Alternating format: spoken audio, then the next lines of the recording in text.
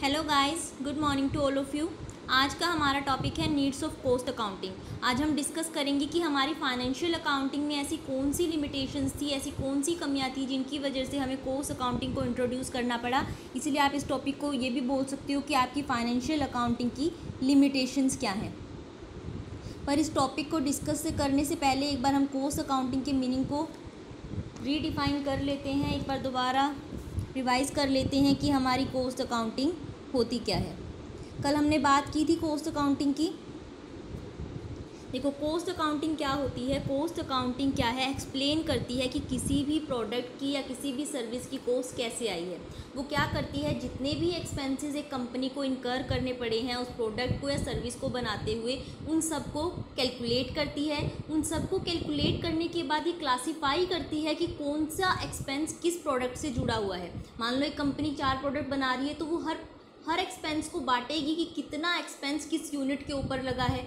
जो एक्सपेंस ऐसा होगा जो वो नहीं बांट पाएगी उसे अपोर्शन कर देगी, यानी सब में बराबर बांट देगी। उसके बाद वो क्या करेगी, कॉस्ट को कैलकुलेट करेगी हर प्रोडक्ट की कि टोटल कॉस्ट किसी प्रोडक्ट की कितनी आई है और पर यूनिट कितनी आई है। इसके साथ साथ वो एलिमेंट वाइज भी कॉस्ट को कैलकुलेट करेगी कि मटेरियल पे कितनी आई है, लेबर पे कितनी आई है, या दूसरे एक्सपेंसेस कितने हुए हैं। यानी हमारी जो कॉस्ट अकाउंटिंग है वो एक्सप्लेन करती है कि जो कॉस्ट ऑफ प्रोडक्शन है किसी भी प्रोडक्ट की या सर्विस की वो कैसे आई है, कंपोनेंट वाइज भी और टोटल भी। यानी हम कह सकते हैं कि कॉस्ट अकाउंटिंग उन टेक्निक्स या उस प्रोसेस को कहते हैं जिसके थ्रू किसी भी प्रोडक्ट या सर्विस की कॉस्ट को एसरटेन किया जाता है, कैलकुलेट किया जाता है कि वो कितनी है। ठीक है, अब हम अपने टॉपिक की तरफ मूव करते हैं जो कि है नीड्स ऑफ कॉस्ट अकाउंटिंग, कि हमें कॉस्ट अकाउंटिंग की ज़रूरत क्यों पड़ी।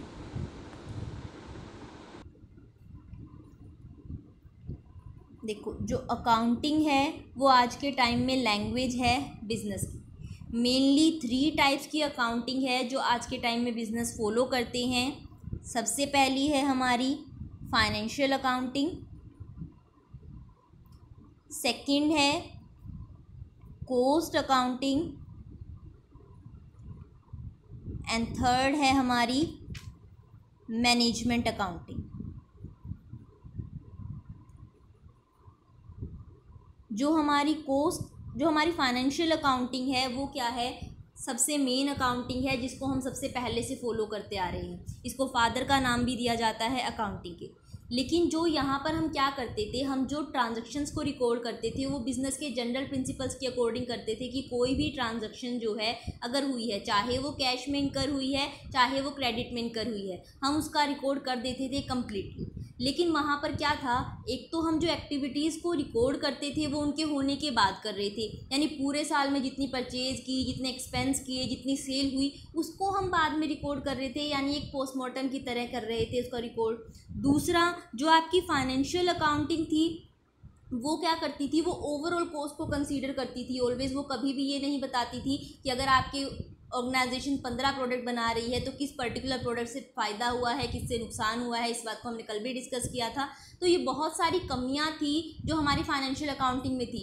नो डाउट कि profit and loss, balance sheet, trading account, ये सारे हमें बेनिफिट्स प्रोवाइड कर रहे थे। कैश फ्लो स्टेटमेंट भी हमें बहुत बेनिफिट दे रही थी। बट फिर भी कुछ कमियां थी फाइनेंशियल अकाउंटिंग में जिसकी वजह से हमारी कॉस्ट अकाउंटिंग आई। कॉस्ट अकाउंटिंग का मीनिंग हम डिस्कस कर चुके हैं कि हमें क्या करना होता है, कॉस्ट को एसरटेन करना होता है किसी भी प्रोडक्ट या सर्विस की।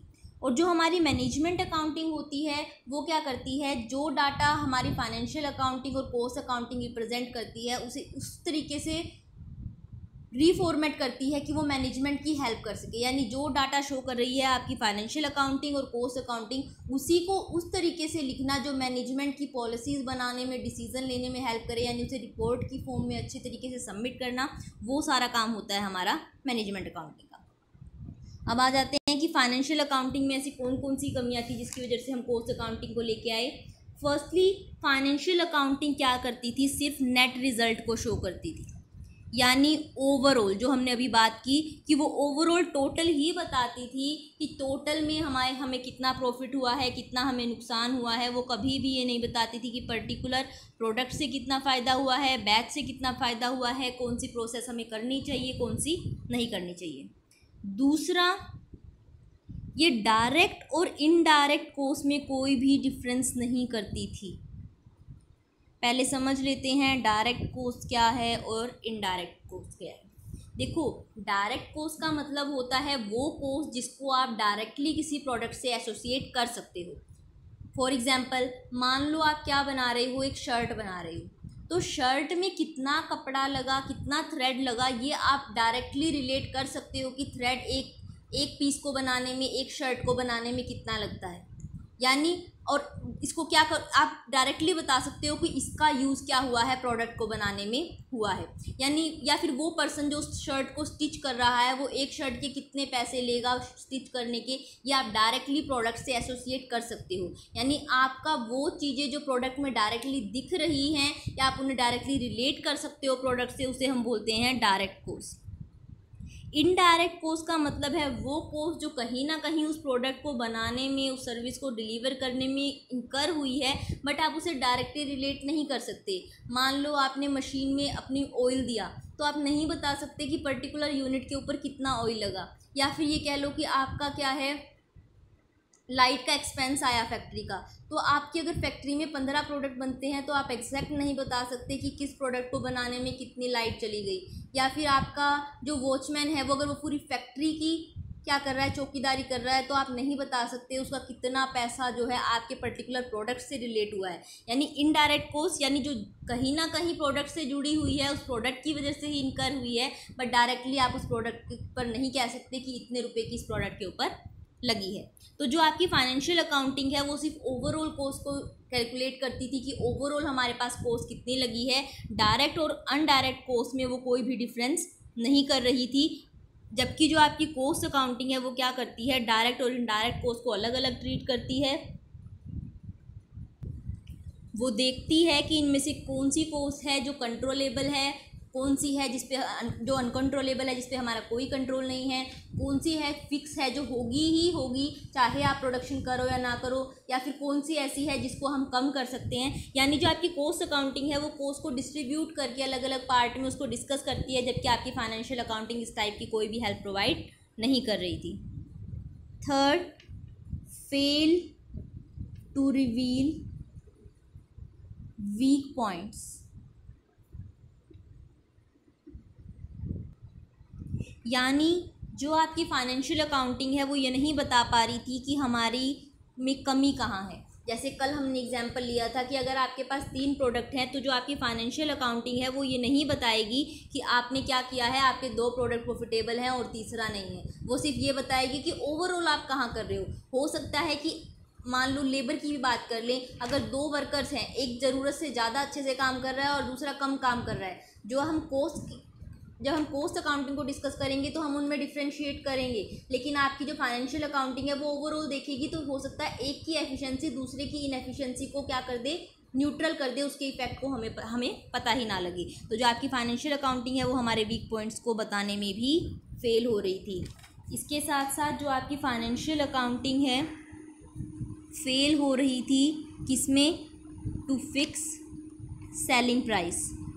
यानी किसी भी प्रोडक्ट या सर्विस के सेलिंग प्राइस को फिक्स करने में भी आपकी जो है फाइनेंशियल अकाउंटिंग हेल्प नहीं कर पा रही थी, क्योंकि जो फाइनेंशियल अकाउंटिंग है वो रिकॉर्ड ही कब कर रही है, जब हमारे पूरा साल जा चुका है, हमारी सेल्स हो चुकी हैं, प्रोडक्ट बन चुके हैं, तो उस टाइम पर हम सेलिंग प्राइस को फिक्स नहीं करते जब हम ऑलरेडी सेल कर चुके हैं। और ऊपर से उसने हर प्रोडक्ट की कॉस्ट भी कैलकुलेट नहीं की। जब तक आपने कॉस्ट अलग अलग से कैलकुलेट नहीं किया है, आप कैसे इफेक्टिवली डिसाइड कर पाओगे selling price with the help of financial accounting. जबकि जो आपकी कॉस्ट अकाउंटिंग है, जैसे हमने कल बात की थी, चाहे हमें कंपटीशन के अकॉर्डिंग प्राइस को डिसाइड करना पड़ता है, स्टिल कहीं ना कहीं हमारी हेल्प करती है, जो कि हमारी फाइनेंशियल अकाउंटिंग नहीं कर पा रही थी। नेक्स्ट है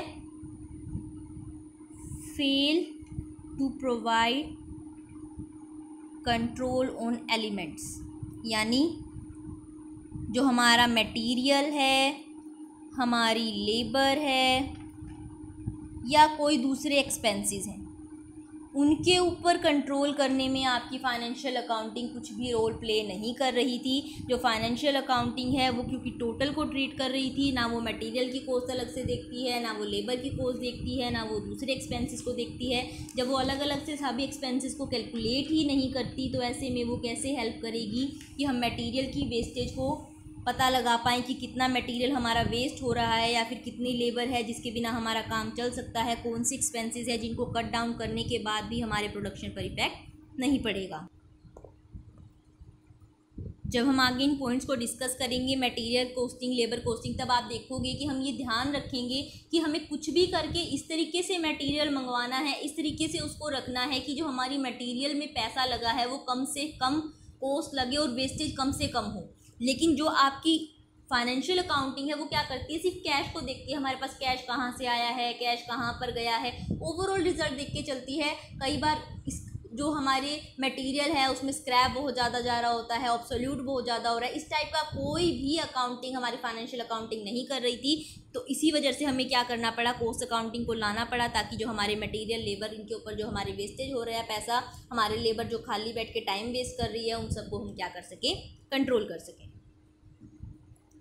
नेक्स्ट है lack to reveal operational efficiency और इनएफिशिएंसी। यानी ऑपरेशनल का मतलब है वो ऑपरेशन जो एक ऑर्गेनाइजेशन परफॉर्म कर रही है प्रोडक्ट को बनाने के लिए या सर्विस को डिलीवर करने के लिए। तो जो आपकी कॉस्ट अकाउंटिंग थी वो ये भी नहीं रिवील कर पा रही थी कि जो ऑपरेशंस हम कर रहे हैं, जो हम वर्क कर रहे हैं, वो एफिशिएंसी के साथ कर रहे हैं या नहीं कर रहे हैं। क्योंकि जो फाइनेंशियल अकाउंटिंग थी जो उसमें ओनली बेस था एफिशिएंसी और इनएफिशिएंसी को देखने का, वो सिर्फ प्रॉफिट था कि अगर प्रॉफिट बढ़ रहे हैं तो हम एफिशिएंट हैं, नहीं बढ़ रहे हैं तो हम इनएफिशिएंट हैं। बट हो सकता है कि अगर आपके प्रॉफिट बढ़ रही हो, स्टिल आपकी लेबर अच्छे से काम ना कर रही हो, बट आपके प्रॉफिट इसलिए बढ़ रहे हैं क्योंकि सेलर ने क्या कर दिया है, आपका रॉ मटेरियल सस्ता कर दिया है। या फिर हो सकता है कि आपके जो प्रॉफिट डिक्रीज़ हो रहे हैं उसमें आपकी लेबर की गलती हो ही ना, बल्कि आगे से माल महंगा आ रहा है जिसकी वजह से प्रॉफिट डिक्रीज़ हो रहे हैं। तो आपके ऑपरेशंस में कितनी एफिशिएंसी है या इनएफिशिएंसी है, ये आपकी फाइनेंशियल अकाउंटिंग सिर्फ प्रॉफिट्स के ऊपर बेस कर रही थी, जो कि रॉन्ग था। उसकी वजह से बहुत सारे रॉन्ग रिजल्ट आते थे। तो उस चीज़ को भी रिमूव किया है किसने, आपकी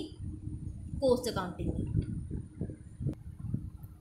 नेक्स्ट है fail in comparison of cost of product. यानी जो आपकी कॉस्ट अकाउंटिंग थी वो प्रोडक्ट की कॉस्ट को कंपेयर नहीं कर पा रही थी कि अगर आप मल्टीपल प्रोडक्ट बना रहे हो तो कौन सा प्रोडक्ट की कॉस्ट कम आ रही है, कौन से की ज़्यादा आ रही है, या आप डिफरेंट डिपार्टमेंट्स के बीच में कंपेयर नहीं कर पा रहे थे कि कौन सा डिपार्टमेंट जो है ज़्यादा कॉन्ट्रीब्यूट कर रहा है और कौन सा कम कर रहा है। इसके बाद है परफॉर्मेंस अप्रेजल। यानी आप एम्प्लॉयज़ की परफॉर्मेंस को जज नहीं कर सकते। देखो ऑलमोस्ट बात सेम है, क्योंकि हमारे मुद्दा ही ये है कि आपकी फाइनेंशियल अकाउंटिंग है वो प्रॉपर मटेरियल, लेबर का रिकॉर्ड नहीं रख पा रही थी। ये नहीं रिकॉग्नाइज़ कर पा रही थी कि ऑर्गेनाइजेशन को अगर लॉसेस हो रहे हैं तो वो कब हुए, किस प्रोडक्ट की वजह से हुए, और उनको अगर वो रिकॉग्नाइज़ करती भी है तो वो सिर्फ एंड में कर पा रही थी, जिस टाइम क्या है, टाइम स्पेंड हो चुका है, टाइम जा चुका है, आप उस टाइम चेंज नहीं कर सकते।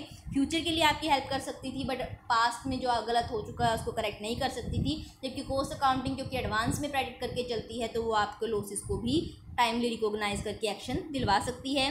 Fail to keep proper record of machinery. यानी जो आप कॉस्ट अकाउंटिंग करते हो, यहाँ पर हम क्या जब डिस्कस करेंगे तो अब आप देखोगे कि हम प्रॉपर रिकॉर्ड रखते हैं कि मशीन कितने घंटे चली है, कितने टाइम जो है हमारे पास क्या है लाइट नहीं थी, या कितने टाइम ऐसा था कि जो वर्कर्स हैं वो क्या कर रहे थे, रॉ मटेरियल का वेट कर रहे थे जिसकी वजह से वो खाली रहे। यानी वो प्रॉपर रिकॉर्ड रखेगी कि आपकी मशीन कितनी देर चली है और कितने टाइम उसका वेस्ट हुआ है, जबकि आपकी फाइनेंशियल अकाउंटिंग इस टाइप का कोई रिकॉर्ड मेंटेन नहीं कर रही थी।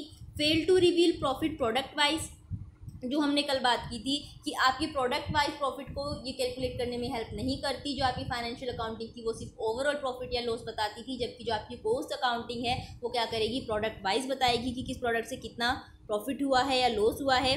Fail in helping for decision making. यानी देखो एक ऑर्गेनाइजेशन को बहुत सारे डिसीजन लेने होते हैं कि प्रोडक्ट बनाए या बाहर से ख़रीद ले, या फिर वो क्या करे, कौन से सेलर से ख़रीदे, कौन से पार्टीज को वो बेचे। वो सारे डिसीज़न जो हैं आपकी फाइनेंशियल अकाउंटिंग है वो हेल्प नहीं कर पा रही थी डिसाइड करने में। जबकि जो आपकी कॉस्ट अकाउंटिंग है वो क्या करती है, आपको प्रॉपरली हर चीज़ को खोल के बताती है कि पर्टिकुलर एक्सपेंसेस कहाँ से हुए हैं और आप उसे कैसे रिड्यूस कर सकते हो। ये कॉस्ट कंट्रोलिंग और रिडक्शन को कंसीडर करती है, इसलिए जो है डिसीजन मेकिंग में भी मैनेजमेंट की ज़्यादा हेल्प करती है as compare to financial accounting.